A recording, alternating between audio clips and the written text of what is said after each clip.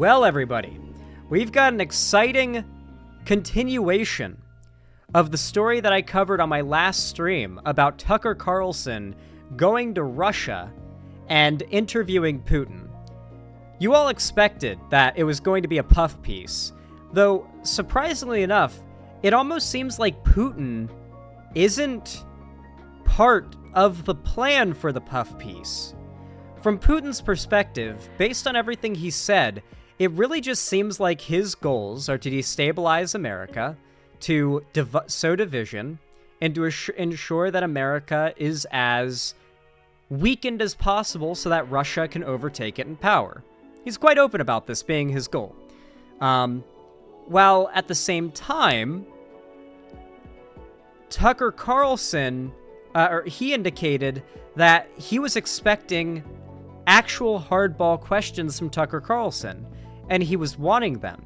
Now, he could have been lying about that, granted, I'll clarify that, but the vibe that I've been given, nonetheless, is that Tucker went there with the goal of making a puff piece, and Putin was expecting hardball questions, and so this is more Tucker trying to get in with the Russian propaganda media sphere, while Putin's just kind of confused, like, I was just told this would be a Western journalist coming to interview me.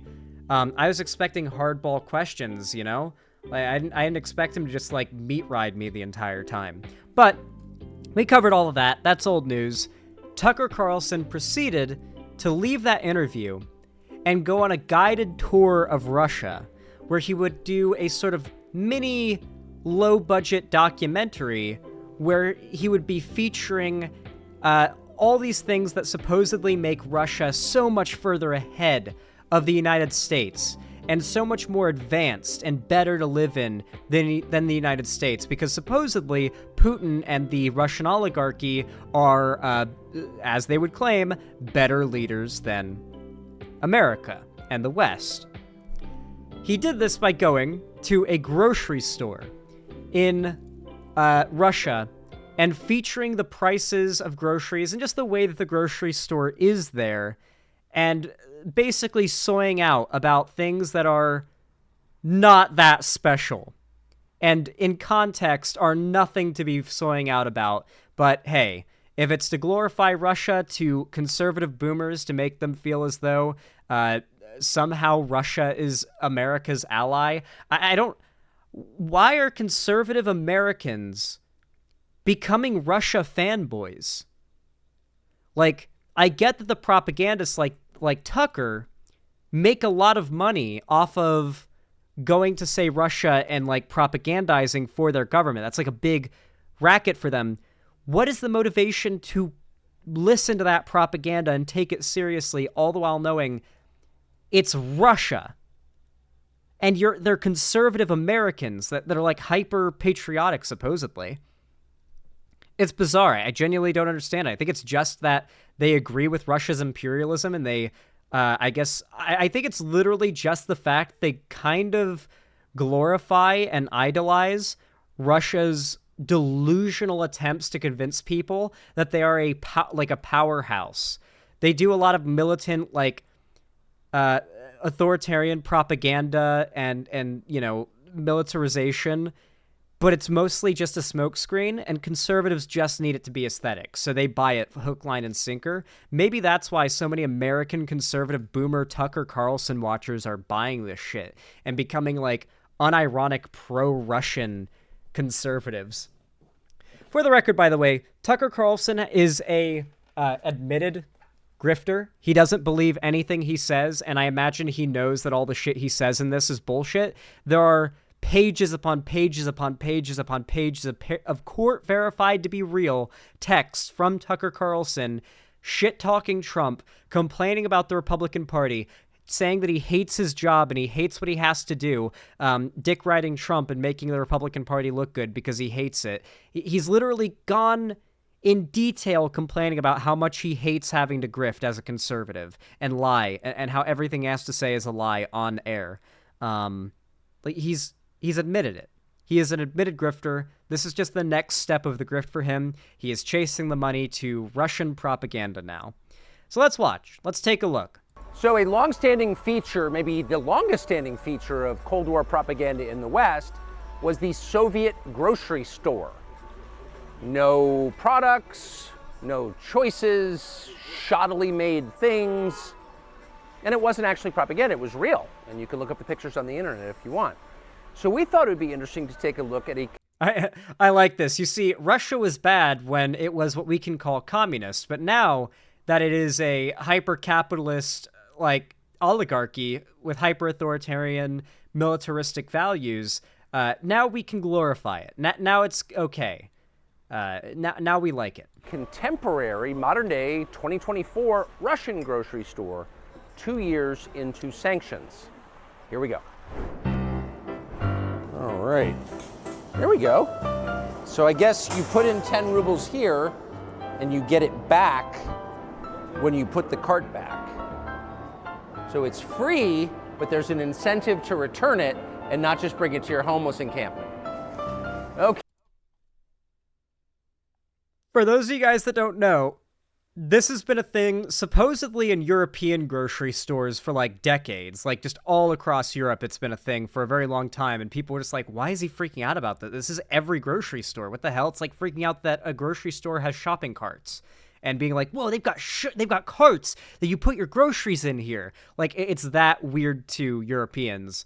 In America, we've got Aldi. And especially in California, Aldi has this. You put like a quarter into the little slot, it lets go of it on the chain, and then you take it out once you reconnect it to the chain.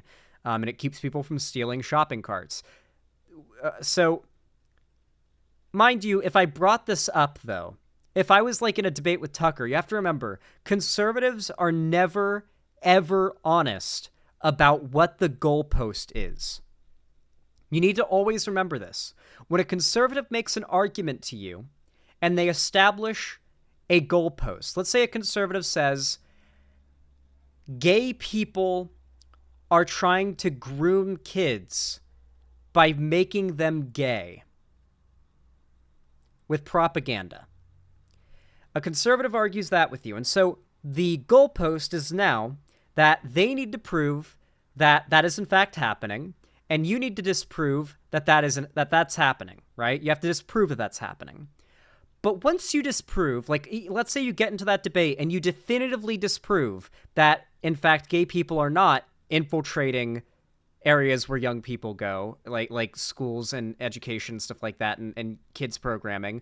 They are not deliberately making characters gay to groom them and make them gay. It is, in fact, to give representation to young, like, they'll cede that entire argument, and then they will move the goalpost to something completely new. The argument will then move from gay people are grooming kids, now you've debunked all of that and they can't defend that position, the goalpost now moves to, well, I just think it's inappropriate to make children question their sexuality at such a young age. That is nothing even approximating the extremely inflammatory position that they first put forward, that they hoped would remain unchallenged to gain more traction and convince more people to agree with them, but you challenged them in this hypothetical, and now they're forced to move the goalpost back to something more defensible. And every time you get that goal, they're going to move it back further to something more and more defensible from their perspective. Because the fact is, these people are never being honest about what they believe in. Either they are dog whistling, they're keeping the mask on to not reveal their true power level, or they'll just put their most overt, quiet part out loud position out right at the forefront, but once you debunk it, they'll just continuously move the goalpost back to continuously more vague and less insane positions until you're not even arguing anything approximating what the debate started as, and somehow you haven't beat them on any of the points that they've walked back entirely. That's how conservatives tend to operate. It takes a lot of them thinking for a while and reflecting on the debate, reflecting on what they've learned and what they've found out before they even consider the consideration that they were wrong. It's a long process, and one debate won't do it, and it certainly won't happen in real time. But over time, perhaps, you can change people's minds. But, God, conservatives are some of the most dishonest debaters out there, and you have to know on a metatextual level, I guess you could say, how they argue, and the fact that when they make an argument to you, that is not truly their point, and you need to recognize that instead of like arguing with them on their level. You need to get meta with your arguments and point out why they're making the argument the way they are and why it's not what they actually believe and why it's dishonest, and make them defend their real position. That is how you truly debate conservatives effectively. If you just debate what they give you, you're letting them win, because they will keep you tied up in irrelevant bullshit forever if you don't force yourself to like into attacking the core values that they hold that are undefendable. Okay, this is the grocery cart escalator. This is designed, we have these in malls, where the wheels don't move, they lock on the grocery cart escalator. Look, Ma, no hands. Retail placement here is a little bit different. So it's like walking through Macy's to get to Whole Foods. Okay, we've gotten through the perfume section to get to the grocery store. So we're gonna try and buy what a family of 4 would buy every week, and we're gonna see what the selection is, and we're gonna see what it costs. Now, Russia is famous for its bread, which is one thing I can assess pretty well. The low-carb lifestyle has not swept Russia. Thank heaven, because why would it? I mean, look at that. It's cold. It's fresh, too. You need, look at that. You need to be thick to survive the heat and the cold. Unicorn and I mean, listen, I'm not going to give him shit for enjoying the bread, but hey, do you know where most of the world's grain comes from? Like, do you know that the country that produces the most grain, Ukraine, is the one that's getting, like, bombed to shit by Russia at this very moment? Because that's a lot of could have been freshly baked bread that's been charred into dust and fields turned into goddamn no man's land. Because that could have been millions of loaves of bread, but now it's just craters and trenches and like smoldering trees and mini mills. All right. Yes, that is why bread flour is so expensive right now. It's because of what's going on in Ukraine, and Ukraine produces so much grain. The flag of Ukraine, the yellow in the flag is grain.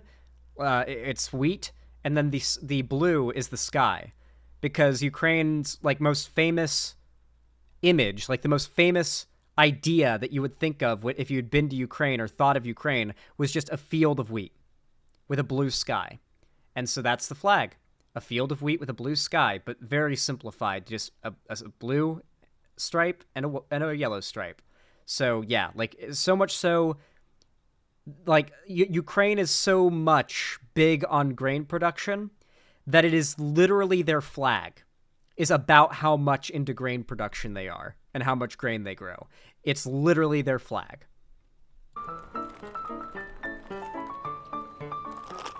Some kind of Russian wheat cookies. I'm not joking. Lucky Otter. I'm not even joking. That's not a joke. That's literally real. I'm not joking. That is what the flag represents. The blue sky and the wheat fields. Anyway, so something that you're going to notice is Tucker Carlson is going to harp heavily on the low prices of the food. Now, in USD, obviously, because if you look at like these prices, it's like $279.40 for a tube of meat. That's insane, but it's rubles, right? But at ruble to USD conversion rate, this is like, I don't know, like $1.50, really cheap food. Even at a good time in the US, this is really cheap food. Now, to Tucker Carlson, this is a big deal to him. And it would be a big deal to me, or frankly, anybody else who has a job like Tucker's, if we were to live in a country where food prices were this low. It's $3.03? Okay, pretty close. By that, I mean, I got a 50%, which is an F. I was literally like halfway there, which is an F, but you know, close enough. Anyway, the food in Russia, compared to America, is very cheap, as are housing and pretty much any other thing you could think of. Everything is really, really cheap compared to America. And I mean cheap compared to America pre-inflation of food prices we've seen lately. Now, the problem is, though, that the wages of the region are obviously balanced out for this. If you think about it for 5 seconds, obviously Russians are not making like minimum wage, and then that can literally cover like a day's worth of minimum wage can cover a month's worth of groceries, and then everything else can be spent on like luxury goods for the rest of the month, besides food. Like, that's obviously not the life of the average Russian. If you think about it for more than 5 seconds, the fact is Russian wages are far, far, far lower. This is why many YouTubers actually outsource their editing. And I may even consider doing this too, because it's actually not that, it's not an immoral thing. You see, I've got a friend. I'm not going to name him, but because I don't know if he's cool being named on stream, but he lives in the Philippines. And one of my other friends that's in our friend group is my editor. And we're talking about my like the pay that I give to my friend Ethan, who's my editor. We were like organizing the pay format. Damn, man, you just fired Ethan. You're already firing. No. I didn't fire Ethan. I'm talking about if I ever bring in another editor. Like if I want to bring in more editors than I already have to like expand my operation. But the thing is that I was talking to this friend, and he was in the call while I was talking to my new editor about fucking, what was I gonna say? About like pay and everything, like the pay rate that I'm giving my editor. And I mentioned the amount in USD, and my friend who's from the Philippines that was also in the call, his jaw dropped. He was like, man, with that much money, I could literally pay off all of my school debt and cover the rest of my college, like, until I graduate, with 1 month of what you pay Ethan. And I pay Ethan, like, well, it's definitely more than minimum wage, obviously, but it's not an insane amount by any means.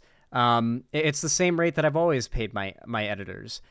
The reality is, in the Philippines, wages are so low that to match and balance out costs of even luxury goods, but especially things you need to survive like food and housing, are really low in USD. And prices for things are not localized to USD. Or I should say they're localized to on some things. Like, for example, you hear a lot of people from places like the Philippines or Brazil complain about Steam not localizing the prices of games, making it so that for them, they have to spend what is effectively $500 of like USD spending power on a video game, because they won't localize the prices for certain countries where they like wages don't match. Like you can't afford, like they don't match the USD, right? And so not localizing prices is a big fucking problem. But this is the reverse of that, where somebody, for example, my friend who lives in the Philippines, I could pay him $500 a month. To give you an idea, that is a, in my opinion, criminal amount to pay an American or someone who has to who lives in the West with like prices that the West has in order to live as a job. I would never be able to sleep at night just paying an editor $500 a month. That is criminally low. If I paid my friend in the Philippines $500 a month, he would be able to live in a 2-bedroom, 2-bath apartment, be able to afford like top quality Whole Foods equivalent food, and drive a nice car, and within a couple months have all schooling paid for on top of that. And then start putting money into savings and have astronomical amounts of wealth and savings after like a year. So outsourcing within the world of editing can mean paying less out of your pocket to somebody who lives in a developing nation who's going to be able to live a life of luxury now because you pay them what is basically pennies in USD. Because you're paying them in USD, obviously. And so they've got US dollars now. They've got like you pay them $500 US, that translates over to tens of thousands of dollars maybe in their currency, depending on the country. Maybe less. Maybe it's just thousands. So you have to remember that there's an upside and a downside to these things. People in Russia are absolutely fucked when they want to buy, say, an American product before the embargo because the prices are absolutely not fucking localized. If you want to buy a $60 game in Russia, that's like buying a $150 game in Russia, right? It's a pretty big deal. You know, it's pretty bad, right? So obviously, when you're an American who gets paid in USD no matter where you live. Like, Tucker could literally live in Russia and still continue getting paid in US dollars, the same amount in US dollars as he was in America for living in Russia, and he would be a mega wealthy person in Russia. This is a guy who's already obscenely wealthy in America, who doesn't even have to buy his own groceries or worry about the price in America. If he moves to Russia, obviously, in his perspective, his wage doesn't change. He's still making the same amount of money and has the same amount of buying power, and everything has just become cheaper. And he doesn't even consider the fact that everybody else in Russia's wages are lower because they're not getting paid in USD, they're getting paid in rubles. Unless you're like a YouTuber. If you're a YouTuber and you live in one of these countries and you get paid in USD by Google, then you are in a really good spot because, like, you can make like $15 a month from YouTube, and if you're getting that transferred into, like, say, pesos or something, that's not a bad paycheck right there. It's not like life-changing or sustainable to live off of most of the time, but it's definitely like a big deal just to get a nice 15 USD per month from YouTube. That would be good. Like for someone living in a lot of developing nations like Brazil, the Philippines, Vietnam, big time, like 15 USD a month in Vietnam would take you far. Not because Vietnam's like based in socialist or anything. It's just the same situation, really low wages, so really low prices. Don't we? Yeah. I don't know if this is sugar or flour, to be honest with you, but it looks like a staple, so we should get it. It's a very good-looking package. It's got to be flour, right? Zan, you made a mistake. Tucker does have more buying power in Russia. Wait, that's what I just said. He does. Yeah, that's what I'm saying. The U.S. dollar has more buying power. The prices are lower, but so are the wages of people who live in Russia. Nothing I said there was wrong. Why did you do the thing where you say no repeats exactly what I just said? You just did that. You did the tweet. That one tweet where the lady just quote tweets the guy that said, "You said doesn't?" No way I said doesn't. No way I misspoke. Are you really being so uncharitable that you guys are okay, whatever. You guys know what I meant. Tucker Carlson has US dollars. The amount of money he gets paid, regardless of where he would live, even in Russia, would be in US dollars in the same amount, which means that despite the low wages of native Russians, he goes into a grocery store, and to him, everything's just cheaper. Houses are cheaper. Food is cheaper. Everything's cheaper to him because he doesn't have the perspective of being a Russian with Russian wages. You definitely said doesn't. Okay, I must have misspoken, but you guys have to be the most pedantic, annoying chat I have ever seen to still be harping on me about this 30 seconds later. Can you guys please stop trying to stunlock me and let me move on? How are you guys this annoying? You guys are the most annoying chat ever. I genuinely have never seen a chat more annoying than you guys get sometimes. Vosh's chat is worse? No, Vosh's chat is not worse. And Vosh's chat hates me. It's why I never go to Vosh's streams anymore. I always get a wave of Keffel's fans, like, calling me a piece of shit in Vosh's chat when I go there now. And if I complain about it, then, like, since Vosh's mods are also on Keffel's side in that drama, they just mute me. So, like, I'm just not gonna, I just don't go into Vosh's chat anymore. But yeah, I don't know. I don't even think his chat is as annoying as this one can get. I'm sorry, but it's true. And this is Russian wine. It's from... You guys got to learn to let things go and recognize when I obviously just misspoke and you're being a little pedantic. From Crimea, which not only has the warm water naval base, but also is the source of most of the grapes in this. How demonic is this bit where he's like smugly smiling at the screen about the region that like 7 years ago, I believe it was now, got like annexed by Russia in an invasion? He's talking about like, this is Crimean wine and how they have this because they annexed Crimea, and he's like smugly bragging about how, isn't it great how Russia has this wine because they took Crimea from Ukraine? Like, oh, I can't wait for them to take the rest of Ukraine. Part of Russia for wine, so it's apparently pretty good. cheese puffs. You check out of a grocery store and you've got gum, razor blades, and candy. Actually, they hide the razor blades because we steal them. But these are all... There's like this really consistent like meme among conservatives right now that like shoplifting in America... I don't even know if shoplifting statistically in America is really bad, but I know that companies are especially like angry about it. And so like in America, we have a lot of measures to stop shoplifting as far as prevention. Obviously, employees aren't expected to stop a shoplifter, but there are quite a few preventions. Like in a lot of places, like I know in California, they lock up razor blades. They locked up Tide Pods because of the Tide Pod like eating thing that was a meme that no one really ever did. And like they do shit like that. They lock stuff up.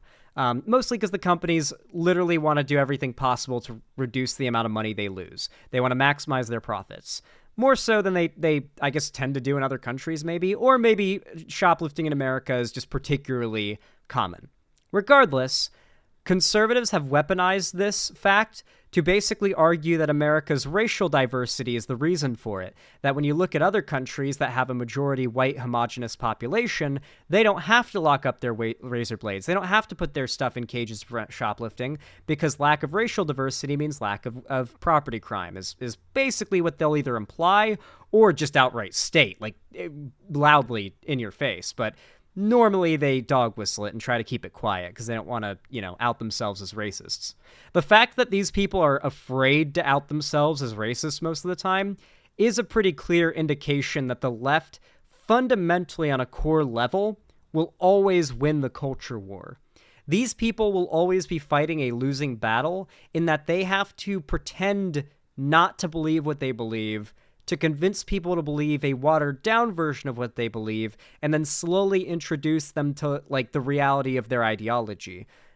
Because if they outright admitted it, they would push most people away because they're obviously bigoted. When I was a conservative, when I was a chud, importantly, what you must remember is that I started out pretty progressive. I never wanted to believe any of the conservative propaganda that I was consuming was real. I didn't want to believe that, like, LGBT people had taken things too far and that their, like, acceptance was going to, like, fall into, like, dangerous, like slippery slope territories. I didn't want to believe that, like, racial justice movements had gone too far from the point of Martin Luther King to become radically, like, racist against white people. I didn't want to believe that these, like, ideas that I thought were, like, the good value, like, good people things to believe, like anti-racism, etc., feminism, etc., were bad things to believe. Now, I didn't want to believe they'd gone too far and were causing destruction of our society now, but the propaganda I consumed was so compelling and so all-encompassing. You see, there were no sources of progressive media to go to. Like, the first really political video I watched on YouTube was Chris Ray Gun's video called Alt-Righty Then, which Chris Ray Gun's not a Nazi or anything, but back then, I mean, bro was making excuses for the Unite the Right rally in Charlottesville, okay? Like, there was a time not so long ago when everybody was accepting of basically Nazi ideology and making excuses for it, because the idea was anyone calling anyone a Nazi must be making it up. It must be all in their heads. Ma-Nazis, ma-fascism. Lefties are so crazy. These SJWs, they see Nazism and racism everywhere. That's kind of racist of them to see racism everywhere, honestly. Maybe the left are the real racists. It would just kind of go on in that direction, you know? So you have to understand that most of the people who are buying into this propaganda, deep down, probably don't want to believe that it's true, but have been convinced that they have come to accept an unfortunate truth that other people will relentlessly try to lie to themselves into believing isn't true, and so it is their job to try to break people out of the illusion that progressivism is a good thing, break people out of the illusion that diversity is our strength, break people out of the delusion of the message, quote-unquote. And the reality is, though, if you can expose to these people that what they've consumed is propaganda and that progressive values are in fact good and have not gone too far and they are not destroying Western civilization, most of them will be like, oh, I feel so stupid for ever having fallen for it. It seems so obvious now, just like I do now. Another stun lock. This is not a stun lock. It's very relevant. We're talking about the effects of propaganda, which is what we're watching right now. Seem to be Western products: Mars, Twix, Snickers, Milky Way, Bounty, Gillette, Paul's Cough Drops, Mentos. Looks pretty non-sanctioned to me, but what do I know? I went Seems from amused non-sanctioned. to legitimately angry.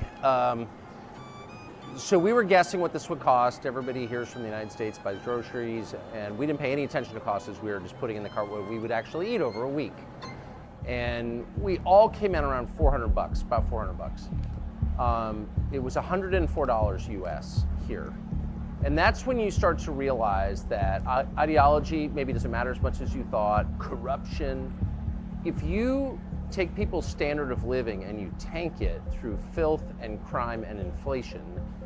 Remember, the filth and crime he's referring to is diversity, like minorities. We know Tucker Carlson's a white nationalist. And, inflation.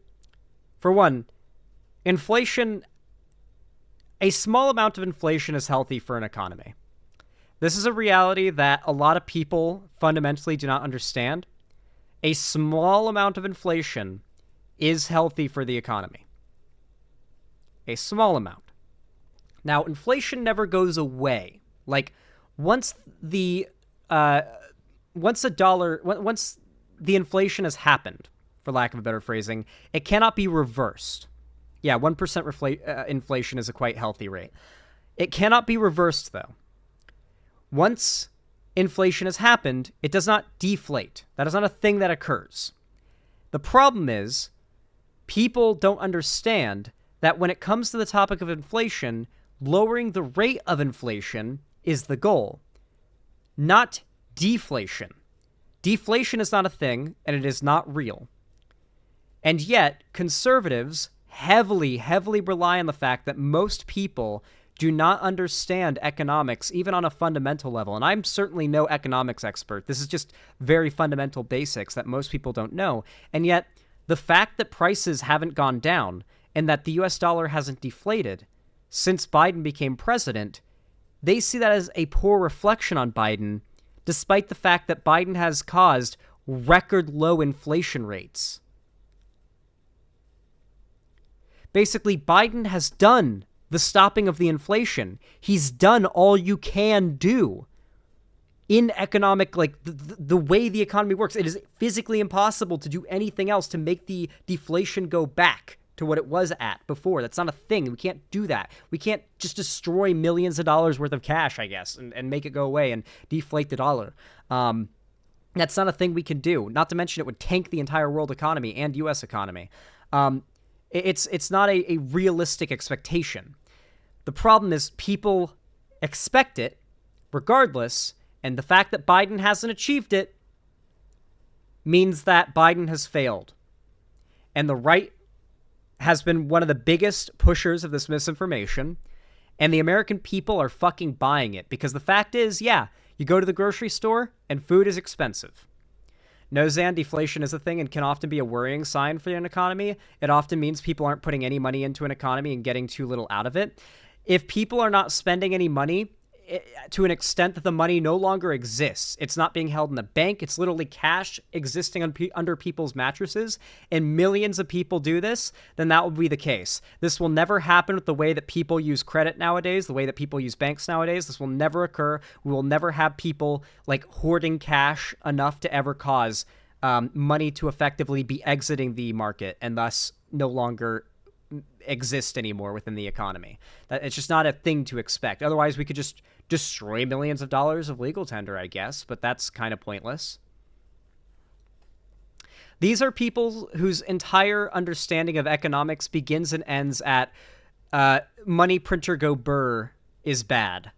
That is literally all these people's understanding of economics is. And of course, like supply and demand, I guess they know that. They know the memes. Is that deflation? Isn't that just anxiety? Technically, it is deflation when you consider the fact that over a long enough period, that money effectively no longer exists. If you take $5,000 cash and bury it in a locker in the woods and it never gets unburied and it never gets spent, it no longer exists anymore. It might as well be destroyed. There's less money that now exists in the economy. The problem is the way that has happened is actually, that hurts the economy. That's money that's not being spent. That's money that's not being in circulation. And that actually hurts the U.S. economy. Something not too dissimilar to that, but not exactly that, obviously, is kind of what contributed in large part to the economic crisis we had in 2008. Big part of it was Bush's fucking trickle-down economics policy, but a lot of it was also the way that the economic crash was responded to by people.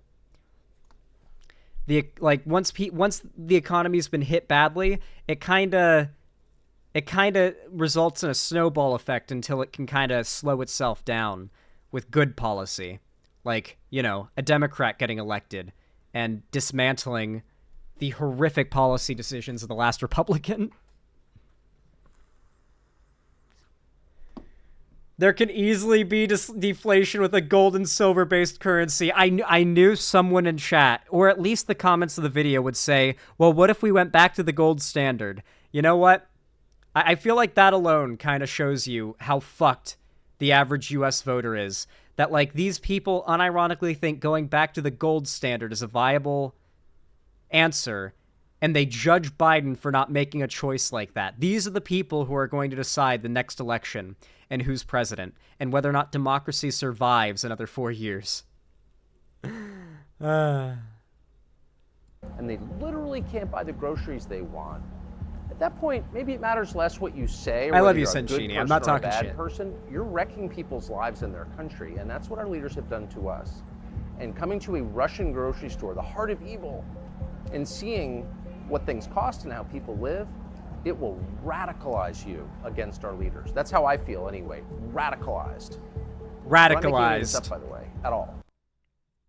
Great.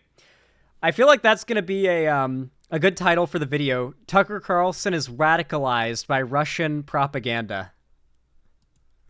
God, he really fell for it too. You know, North Korea does this as well. Like, where if you go to North Korea, you can do this. You can get a guided tour of North Korea where they have a specific, like, almost amusement park-like setup for you to go through to give you, like, a really delusional idea of what the quality of life in North Korea is like. And so tons of people who are, like, much like Tucker, simp for the state of North Korea, will go there and make videos about this, like, sort of amusement park they've got for tourists and talk about how this is the quality of life in Korea, and not in Korea, North Korea. And, you know, it's all Western lies that people are living in suffering there. And so Tucker's basically been taken on the same kind of guided tour, and he's falling for the propaganda and doing that, but instead of for North Korea, it's for Russia. It's wild how much crossover there is between tankies and, like, conservatives now. I wonder how Hassan is handling this. We all hate Hassan. We all hate Hassan, obviously. We're all based.